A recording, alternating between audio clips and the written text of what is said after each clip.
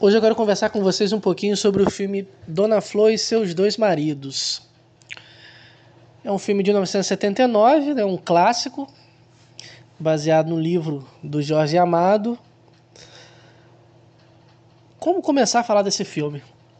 Tem tantas camadas. Eu assisti esse filme ontem e vários pontos me chamaram a atenção, né? O personagem do Vadinho é extremamente interessante para a gente pensar do ponto de vista psicanalítico em relação ao desejo, né?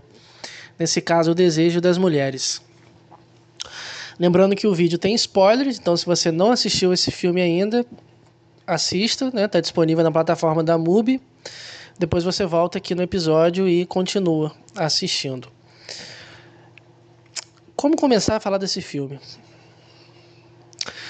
Vou começar pela história, né? A história, por si só, diz muita coisa. Acho que um dos pontos que eu mais gostei desse filme é a capacidade que o autor, no caso aqui o Jorge Amado, né, teve de colocar personagens que você consegue visualizar na vida real. Eu acho que quando um autor consegue isso, ele está muito próximo da genialidade, assim. Tipo, quando você vê um personagem tipo a Dona Flor, ou o Dr. Teodoro, ou o próprio Vadinho, que na minha opinião é o personagem mais interessante da história, você consegue imaginar pessoas assim na vida real, né? Você conhece provavelmente um Vadinho, uma Flor, um Dr. Teodoro, enfim. O filme começa com a morte, né, do Vadinho ali, no meio de uma espécie tipo aqueles trenzinhos que a galera faz no carnaval, né? Tipo carnaval de rua e tal. E ele morre. Então, assim, somos apresentados a esse personagem, né, a esse defunto, vamos dizer assim, que durante a vida fez tudo que você possa imaginar. Mas o Vadinho, se eu pudesse defini-lo em uma frase, pode parecer clichê, mas é aquela: ele não presta. Então, assim, o Vadinho, ele não presta. Ele é aquela figura do traste, sabe? Não vou dizer nem traste, mas de um cafajeste, de um malandro, de um bom vivant, sabe? E o José Wilker aqui no filme, pô, tá absurdo como sempre, né? Então o Vadinho, ele é casado com a Dona Flor. Ela trabalha meio que como uma professora de culinária, vamos dizer assim. E as cenas onde ela tá narrando como que faz a comida, nossa, é muito maneiro, assim. Ela falando do prato favorito do Vadinho, né? Quando ele morre. Porque aqui no filme tem tantas camadas. Nós vamos pensar aqui a partir de 3 pontos. Primeiro, o desejo, né? O desejo da mulher. Na minha concepção, é o ponto mais interessante do filme, assim. Por onde aponta o desejo da mulher? O próprio Freud, quando estudou um pouco, né, sobre as mulheres, o próprio Lacan, que uma piada psicanalítica, né? O Freud estudou tanto, não descobriu muita coisa. O Lacan estudou tanto que chegou ao ponto de dizer que a mulher não existe. Uma piadinha, né, da galera da psicanálise. Mas assim, é esse campo, eu não vou dizer um campo obscuro, mas é um campo nebuloso, sabe? Você não sabe o que tem ali. Para onde aponta o desejo da mulher? Acho que, na minha concepção, é a pergunta que, quando eu assisto o filme, eu me faço. Para onde aponta esse desejo? Porque aqui o Jorge Amado, ele é muito bom em fazer o seguinte: ele consegue personificar 2 arquétipos, que é o do cara que presta, o do bom marido, vamos dizer assim, e do cara que não presta, que é o cafajeste.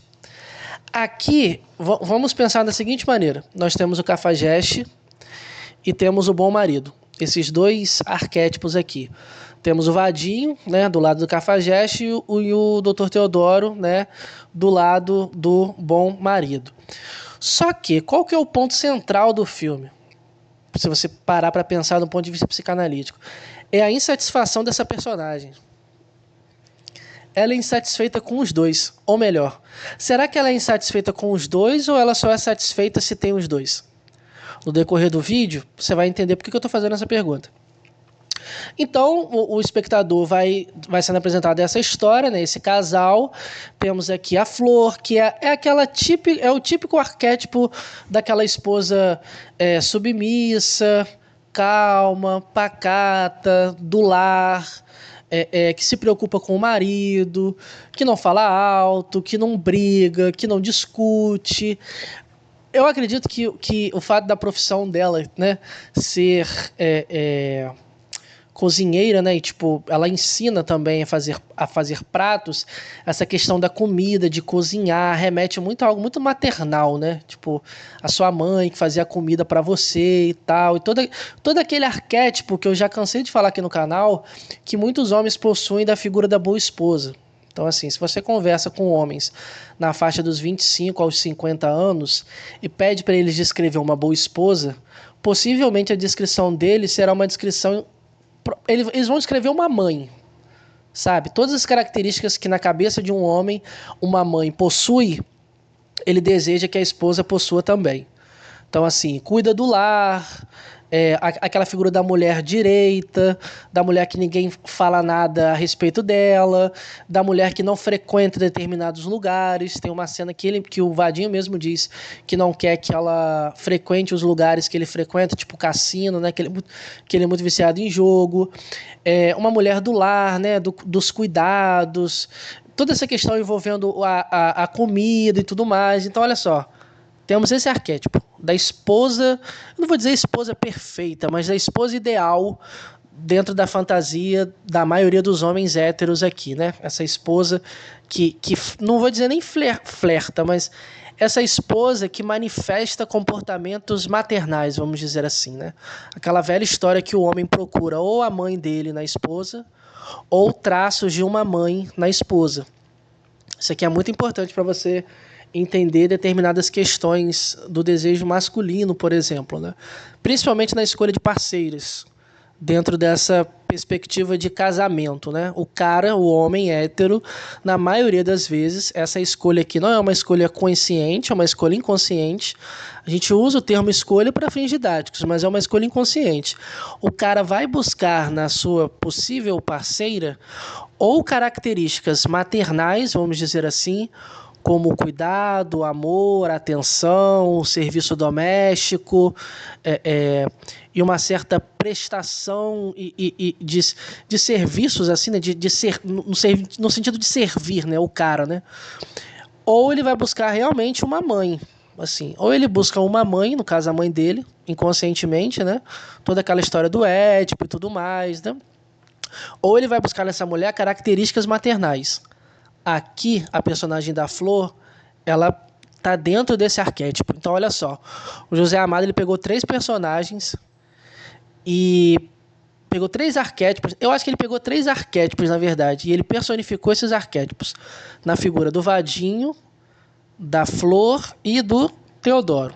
Beleza. A Flor aqui é uma viúva. Perdeu o primeiro marido, que é o Vadinho. E esses primeiros 40 minutos do filme, você conhece como que foi o Vadinho. Então, assim, cara, ele não prestava. Ele adorava jogar, tipo, jogo de aposta, de roleta, carteado, jogar dado. Ele adorava apostar. Ele bebia bastante. Então ele voltava bêbado pra casa, assim, tipo, no dia seguinte, daquela ressaca, aquela coisa e tal. E ele era um cara extremamente mulherengo.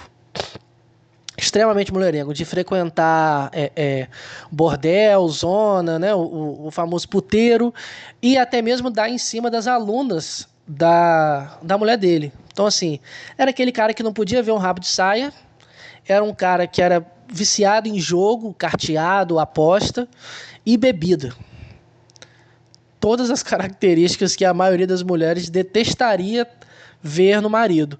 Só que a Dona Flor o amava e aceitava essas coisas, como muitas mulheres, não vou dizer até hoje, porque acho que, se não me engano não, mas se você for pegar dos 50 anos atrás até hoje, muita coisa mudou. Muita coisa ainda precisa mudar, mas assim, os casamentos de hoje em dia não duram tanto quanto antigamente. Por quê? Porque as mulheres não aceitam as coisas que as suas avós e bisavós aceitavam, como traição, violência doméstica. Há uma cena aqui que o Vadinho chega a bater na Flor, né?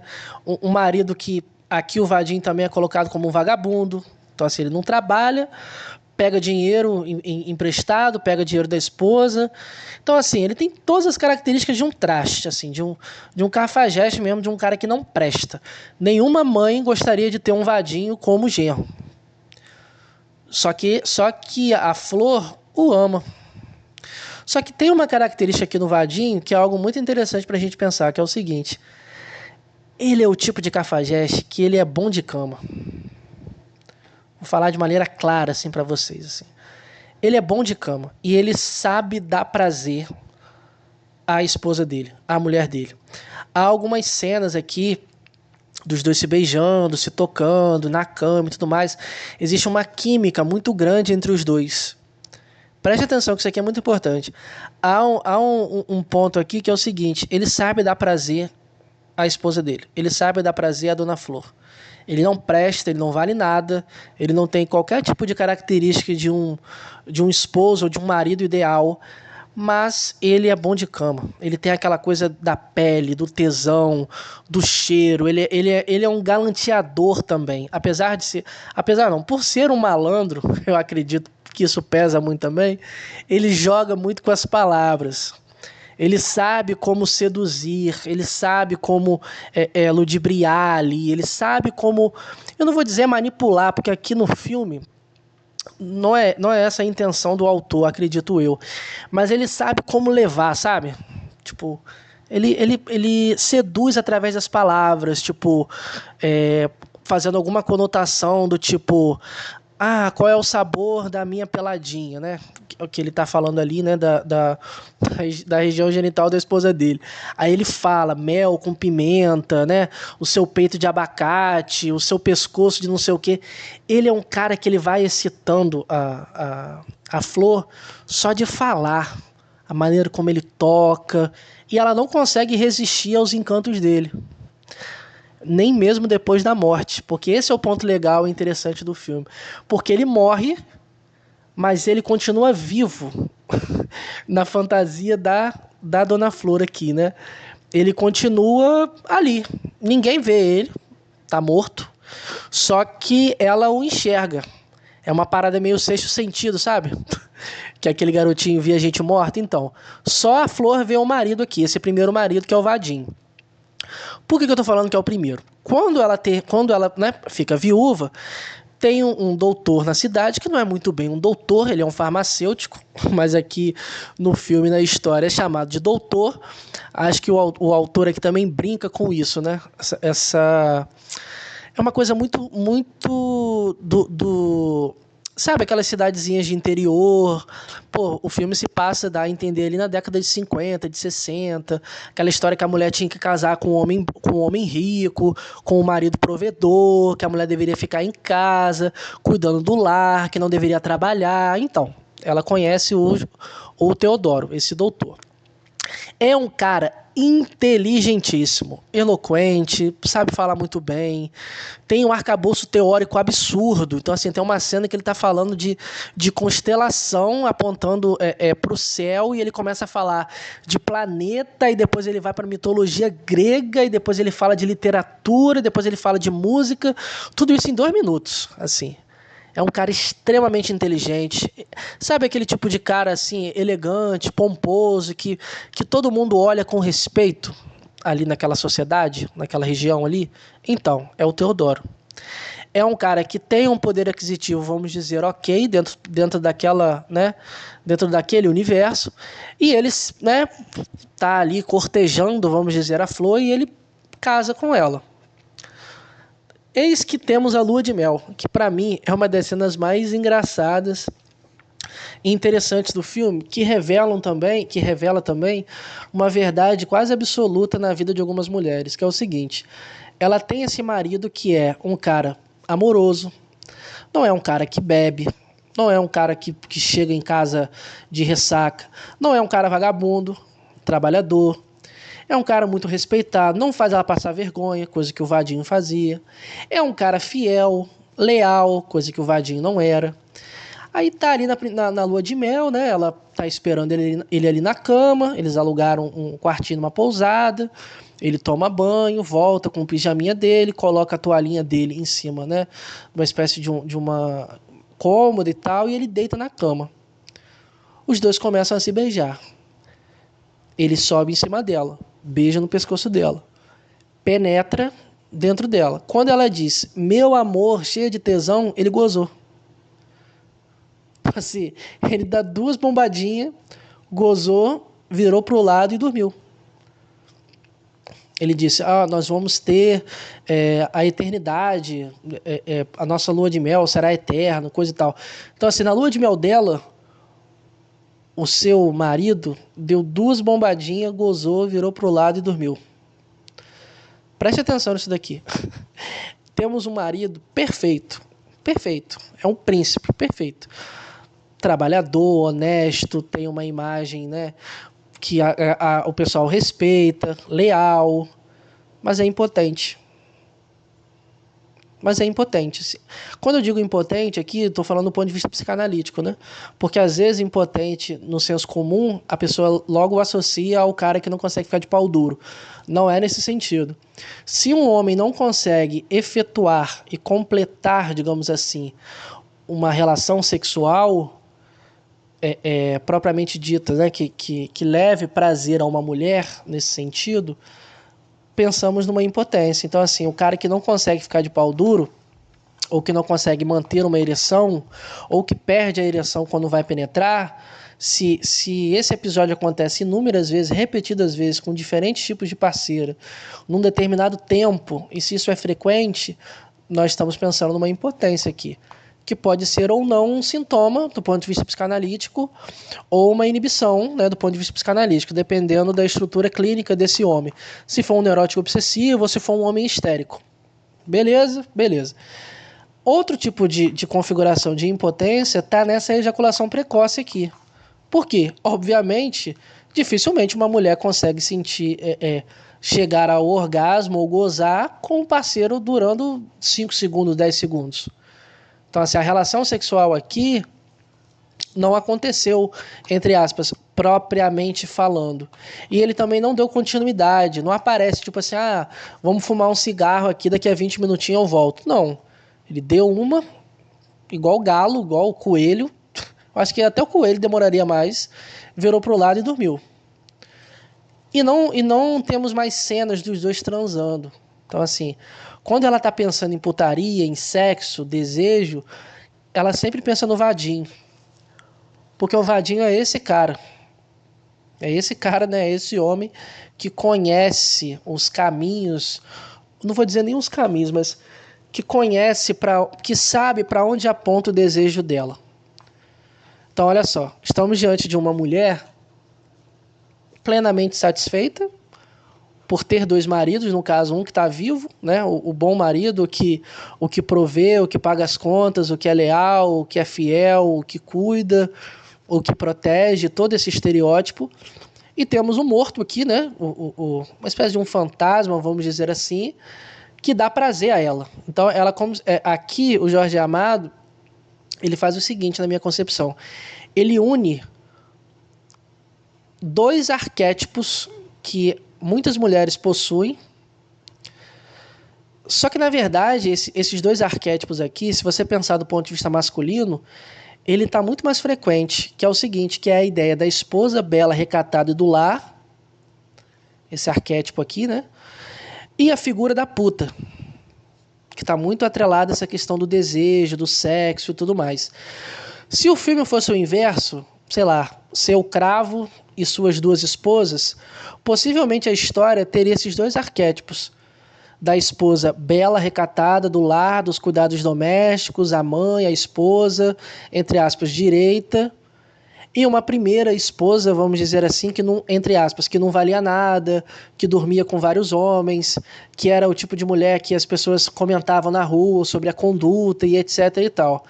Aqui no filme Jorge Amado ele pega o seguinte, sabe esses 2 estereótipos que os homens têm? As mulheres também possuem, que é a figura desse cafajeste aqui, e a figura do bom marido. Porque isso acontece na vida real. Muitas mulheres, eu vou dizer sofrer aqui entre aspas, né? Sofrem com isso, que é o seguinte, é lidar com a impotência do homem. Essa impotência aqui, eu quero dizer do ponto de vista psicanalítico, que é o seguinte, todo homem possui uma impotência em alguma área que do ponto de vista fálico, para essa mulher pode causar uma determinada insatisfação por parte dela. Aí você pode pensar assim, porra, isso aí que você falou tá muito complicado. Tá muito no psicanalizei, sei lá, tipo, muito difícil de entender. Eu vou dar uma traduzida para você. Pensa o seguinte, temos uma mulher que conhece um cara e esse cara é extremamente é um cara trabalhador, é um cara esforçado, é um cara honesto, mas ele não é muito bom de cama. Ou ele pode ser até bom de cama, mas ele não é tão romântico. Ou ele pode ser até muito romântico, mas ele deixa muito a desejar na cama. Ou ele não procura muito. Ou ele só quer sexo. Por que eu estou dando esse exemplo aqui? Porque sempre existirá um traço de insatisfação por parte da mulher em relação ao homem, no caso o parceiro dela. E esse traço aqui, muitas das vezes, remete a uma... eu não vou dizer categoria, mas uma manifestação, digamos assim, de algo que do ponto de vista do inconsciente remete ao falo. Então, por exemplo, ela namora um cara muito rico, mas esse cara é impotente. Ou ela namora um cara rico que é impotente, mas não consegue resistir ao ex-namorado pobretão, mas que é bom de cama. Aí você pode pensar, mas você está colocando tudo isso muito em relação ao desejo. É óbvio, porque o filme, a história, é para onde o desejo aponta. O desejo da mulher aponta. Por que eu estou falando isso? Existe um estereótipo ainda, até hoje, vamos dizer assim, né? Que mulher não gosta de sexo. Que homem gosta mais de sexo do que mulher. Então, assim, existem algumas falácias que, inclusive, as pessoas até se baseiam em pseudo-evidências biológicas, falando, por exemplo, que o homem gosta mais de sexo por conta da evolução, dos níveis de testosterona e não sei o quê. Existe toda uma cultura até hoje que na cabeça de algumas pessoas o homem gosta mais de sexo do que a mulher. Ou que mulher não gosta muito de sexo, ou que mulher não liga muito para sexo. Isso não é verdade. Assim, no filme, a própria Flor diz, né, que desde que o marido morreu, ela só sonha sujeira. Ela só tá sonhando vadiagem. Ela só tá sonhando putaria mesmo, coisa de sexo. Ela tá pensando em sexo, ela tá querendo sexo, ela tá desejando. Por quê? Mulheres possuem desejo. Desejo sexual aqui. Então, assim, não importa se o cara sei lá, é um Teodoro da vida, se ele for impotente, vai gerar uma insatisfação nessa mulher. E essa impotência aqui não se restringe propriamente ao âmbito sexual. Às vezes o cara pode ser pobre, bom de cama, viril, potente mesmo, dá 2, 3 da noite, mas às vezes esse cara não consegue proporcionar para essa parceira certas coisas que o dinheiro, por exemplo, proporciona. Então, por exemplo, às vezes essa mulher casa com um cara que é pobre, que é, assim, potente nesse sentido sexual, vamos dizer assim, mas ela acaba traindo ele só com um homem rico. Isso acontece. Tipo, entende? O que falta em um, o outro tem. O que falta no Vadinho? Tudo aquilo que o Teodoro tem. O Teodoro, né? Uma pessoa direita, trabalhadora, honesta, leal, fiel, é o marido provedor. O que falta no Teodoro? Toda essa, eu não vou dizer virilidade, mas todo esse sex appeal, toda essa química, todo esse tesão, todo esse desejo envolvendo ali, ele não tem. Então a Dona Flor aqui, ela tem o melhor dos dois mundos. Ela tem o melhor dos dois mundos em relação ao homem, né? Ela tem um cara que é para ser um marido, e o outro cara que é um marido, mas que está restrito somente a essa função, vamos dizer assim, sexual. Ela tem dois aqui. Ela tem dois. Óbvio que do ponto de vista do inconsciente, se você for interpretar esse filme de uma maneira assim muito mais psicanalítica e profunda, você pode até fazer uma associação com quando a pessoa termina com o primeiro parceiro, enfim, com um parceiro que foi muito importante na vida dela, ou dele, né, enfim, e essa pessoa não consegue se desvencilhar, né, ela não tira o ex da cama, a metáfora aqui, né, porque no final do filme os três estão dormindo na mesma cama, né, o Teodoro do lado, ele do outro e ela no meio, e ela beija os dois. Isso também acontece muito, há muitas relações onde a mulher começa uma relação com o cara, com o atual dela, mas ela não esquece o ex. Ela não esquece o ex. E aqui no filme, óbvio, há uma alegoria, né? O autor brinca com essa questão de morte, né? Que ele foi pro além, voltou e fica ali meio que assombrando ela. Isso ocorre porque eu acredito que nesse sentido aqui no filme ela tem consciência dessa comparação. E para não perder um, ela quer manter os dois. Ela não quer ficar com o Vadim, porque ela sabe que o Vadim não presta e o Vadim morreu e ele quer levar ela, entre aspas, né? Ela quer manter o Vadinho ali, mas também manter o marido bom, vamos dizer assim, né? Então, aqui no filme eu acho muito interessante como ele consegue personificar esses dois arquétipos e meio que colocar no filme isso. Cara, ela uniu ali o melhor dos dois mundos.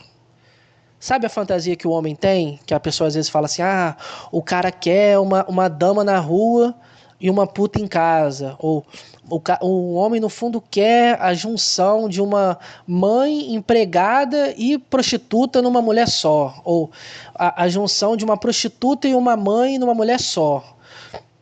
Aqui no filme ela consegue isso. Tipo, ela consegue unir esses dois mundos, né? O cafajeste que não presta, mas que a faz gozar, vamos dizer assim, e o cara que presta, mas não faz ela gozar. Por que eu tô falando isso? Porque é um filme que tá falando de sexo também. É um filme que tá falando de sexo também. Nós não estamos aqui diante de uma história, é uma história muito romantizada de amor. Não, nós estamos falando de sexo aqui. Há uma insatisfação. Essa personagem, ou foi o que eu perguntei no começo, né? Você acha que ela está plenamente satisfeita por ter dois? Ou esses dois aqui só revela a completa insatisfação que ela tem? Porque esse homem perfeito, ele não existe. Não existe. Esse homem perfeito, ele não existe. Não existe. Todo homem, no caso, dentro dessa perspectiva que eu estou colocando para vocês aqui, todo homem é um homem impotente. Do ponto de vista psicanalítico, né? Somos todos impotentes. Não existe essa potência aqui, né?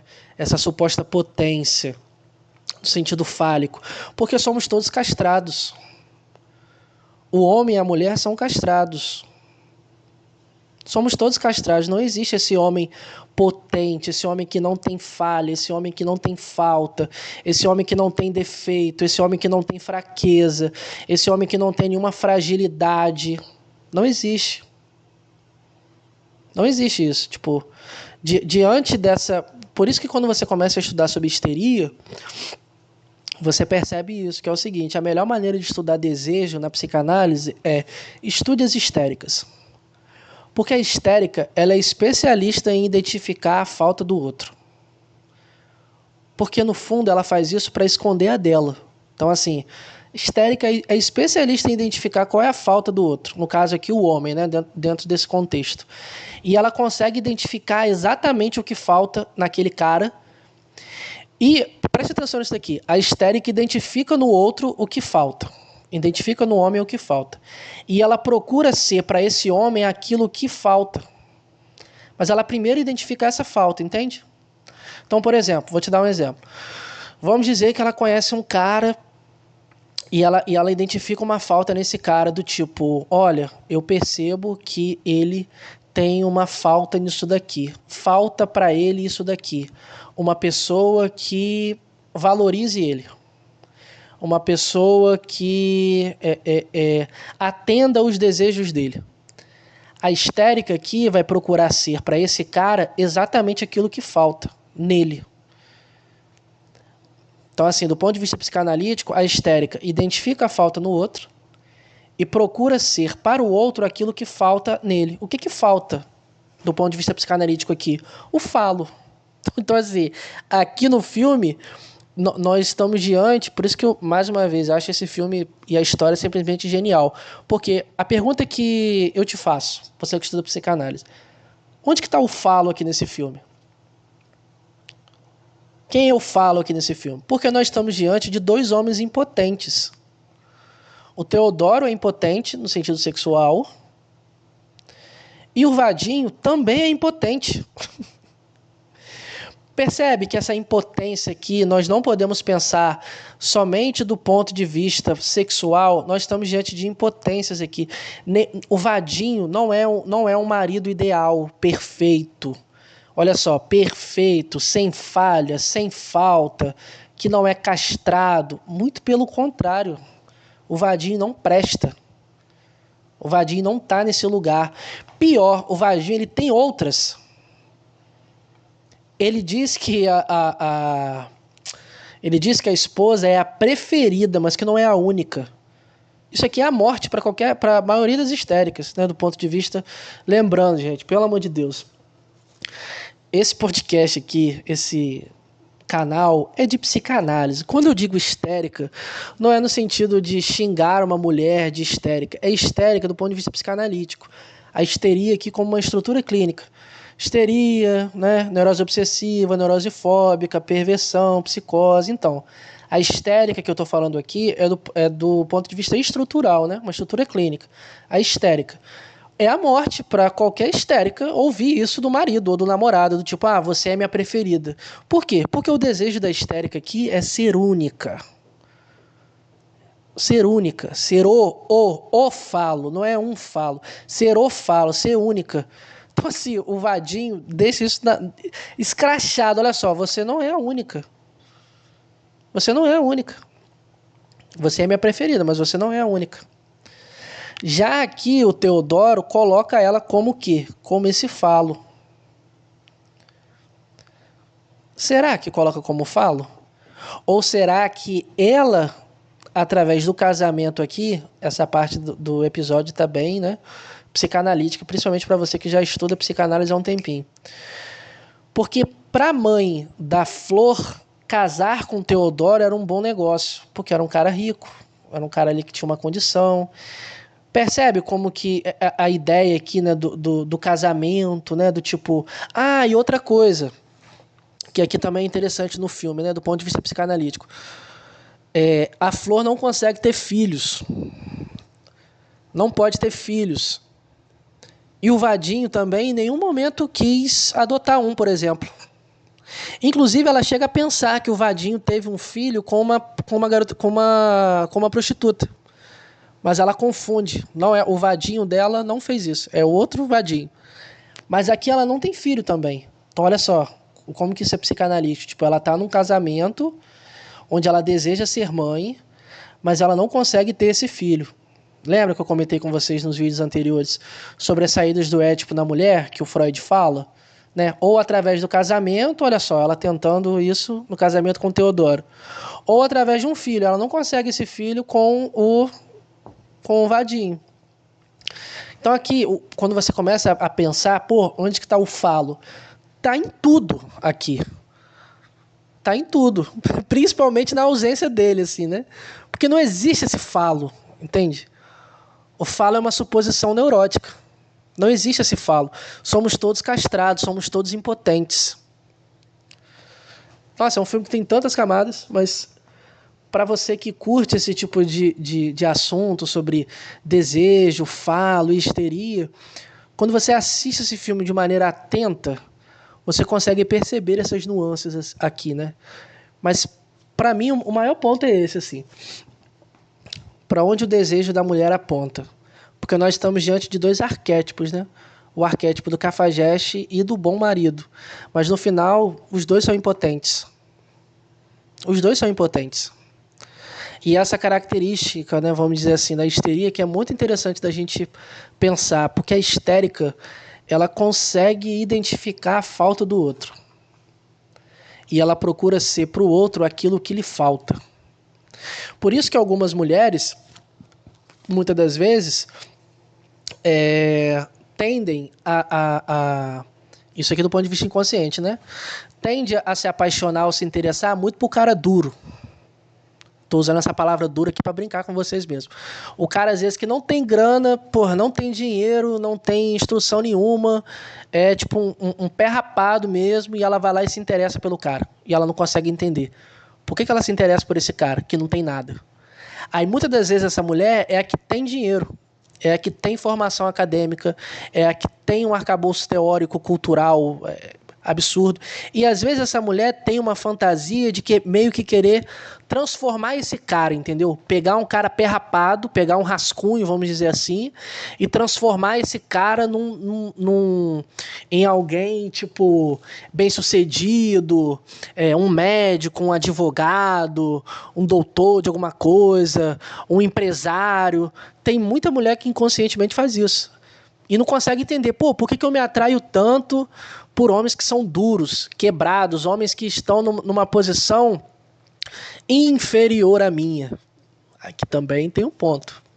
Em contrapartida, tem mulheres também que só se interessam por homens poderosos. Ao falo aqui, algumas se interessam por homens que possuem a ausência desse falo. Outras se interessam por homens que elas supõem deter esse falo. Só que muitas mulheres, durmam com essa aqui agora, só que muitas mulheres que supõem ter esse falo também, dificilmente se relacionam com homens que na cabeça dela também tem esse falo. Por quê? Porque aí há disputa. Há uma disputa aqui. Do ponto de vista do inconsciente, quando lá você lê o Freud,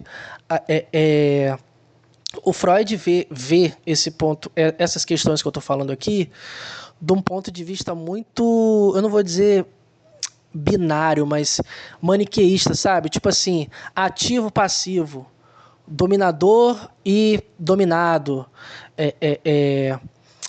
tem e não tem, entende? Então isso aqui também rola. Espero que vocês tenham curtido esse vídeo. Pretendo continuar conversando um pouquinho sobre desejo, histeria, né, em alguns filmes. Caso você tenha um interesse em estudar de maneira aprofundada sobre histeria e desejo, basta você entrar em contato comigo, porque eu tenho algumas aulas sobre o tema. Se eu não me engano, deve ter umas 20 ou 30 aulas. Até a próxima.